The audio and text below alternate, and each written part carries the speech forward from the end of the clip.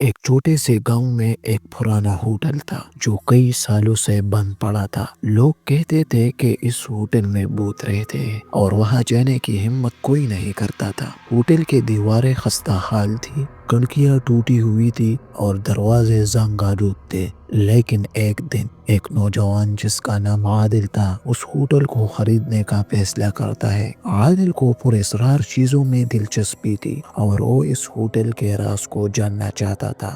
عادل hotel کے اندر داخل ہوتا ہے۔ اندر کا منظر خوفناک تھا، ہر طرف دھول اور جالے تھے، فرش پر گندگی پھیلی ہوئی تھی اور ہوا میں ایک عجیب سی بو تھی۔ عادل نے اپنی ٹارچ نکالی اور ہوٹل کے مختلف حصوں کو دیکھنا شروع کیا۔ عادل ہوٹل کے کمروں کی طرف بڑھتا ہے، ہر کمرہ دوسرے سے زیادہ خوفناک لگ رہا تھا۔ ایک کمرے میں اس نے ایک پرانا بستر دیکھا جس پر سفید چادر پڑی ہوئی تھی، لیکن چادر پر دھول کی موٹی تہ جمی ہوئی تھی۔ عادل بستر کے قریب جاتا ہے اور نیچے جھانکتا ہے۔ اسے ایک پرانی ڈائری نظر آتی ہے۔ ڈائری کا کور پھٹا ہوا تھا اور اس پر دھول جمی ہوئی تھی۔ عادل نے ڈائری اٹھائی اور اسے صاف کیا۔ عادل ڈائری کو کھولتا ہے اور پڑھنا شروع کرتا ہے۔ ڈائری میں ایک لڑکی کی کہانی لکھی ہوئی تھی جس کا نام زینب تھا۔ زینب اس ہوٹل میں کام کرتی تھی اور وہ بہت خوش مزاج اور خوبصورت تھی،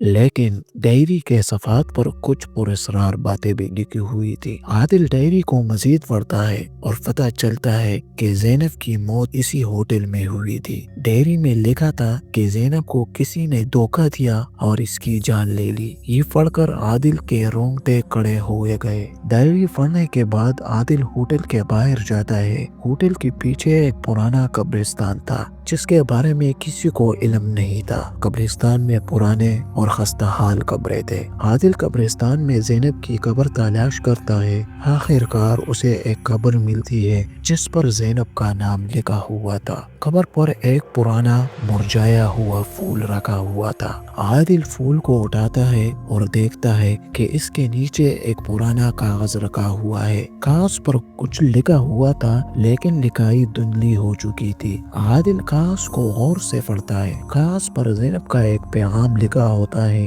میری موت کا راز اس ہوٹل کے تہہ خانے میں چھپا ہوا ہے۔ یہ پڑھ کر عادل حیران رہ گیا اور اس نے تہہ خانے کی طرف جانے کا فیصلہ کیا۔ عادل ہوٹل کے تہہ خانے میں جاتا ہے۔ تہہ خانے میں ایک پرانا صندوق رکھا ہوا تھا۔ عادل نے صندوق کو کھولا اور اندر زینب کی موت کا راز پایا۔ صندوق میں زینب کی آخری یادیں اور وہ ثبوت ہے جن سے پتہ چلتا تھا کہ زینب کو کس نے مارا تھا۔